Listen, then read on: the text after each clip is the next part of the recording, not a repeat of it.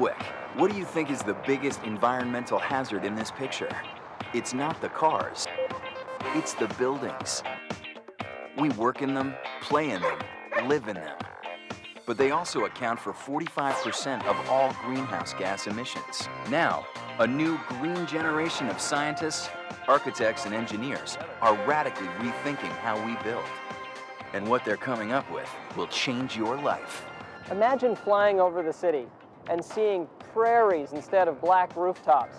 From a smart building that actually responds and adjusts to your body, to a house powered by hydrogen gas made from tap water. This is the ultimate energy system. And air conditioning that runs entirely off the sun.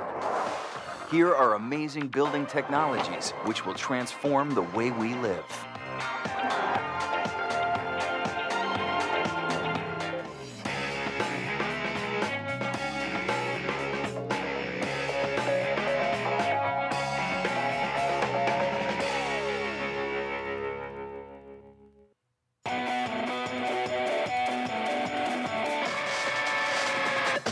Each year, the average American home emits about 23,000 pounds of carbon dioxide and spends over $1,500 in utility bills. And that's not very good for you or me. But this home emits no carbon gases and will never have a gas or electric bill, which is why it's been called the most revolutionary house in America. And like the sun, it's powered by hydrogen.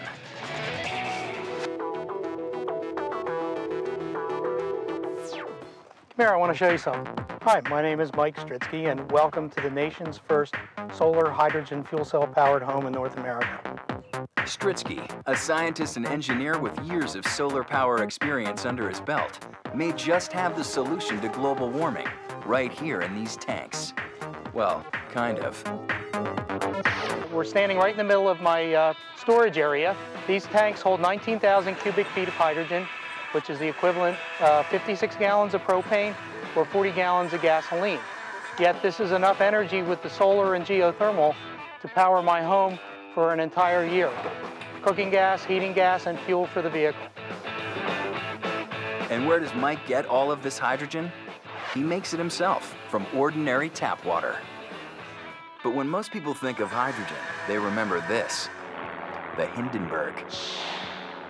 Popular Science did a study a few years ago on what happened with the Hindenburg. The skin of the airship was coated with aluminum oxide, which is rocket fuel.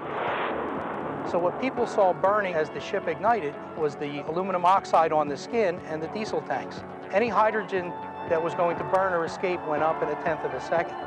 What you saw crashing coming down in this event, it wasn't the hydrogen, but apparently that instance has given hydrogen a bad rap. It's the greatest of miracles that anyone came out of the disaster alive. The tanks are not dangerous at all. If they were to have a leak, the hydrogen would travel at 45 miles an hour up into the atmosphere. In truth, hydrogen is non-toxic, doesn't pollute, and is less flammable than gasoline. This is the heart of the system. The electrolyzer takes water and it runs it through a deionizing process and reverse osmosis, and it feeds that chemically pure water into the electrolyzer. And this device here splits it off into hydrogen and oxygen. The process is known as electrolysis and uses electricity to separate hydrogen and oxygen atoms from water molecules. And where does Mike get the power for his electrolyzer?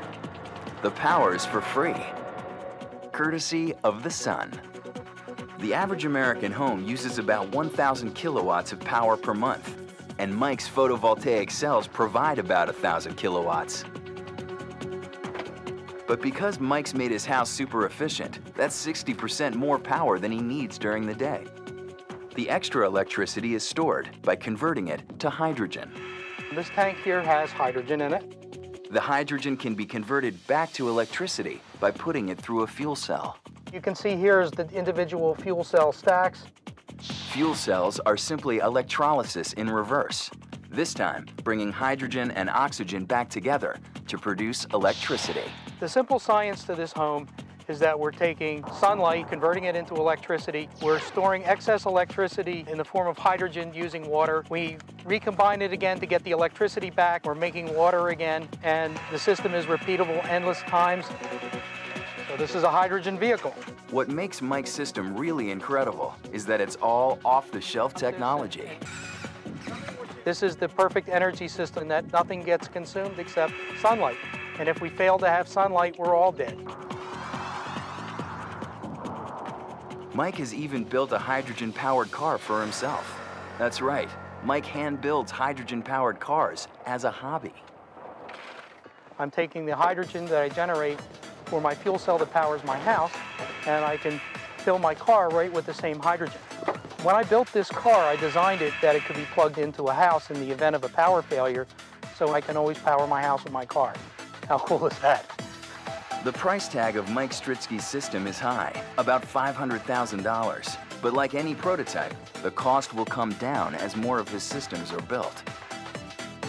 This backyard hydrogen system is still in the experimental stage, but if it proves to be nearly as efficient as Mike claims, it might just help save the planet, one house at a time.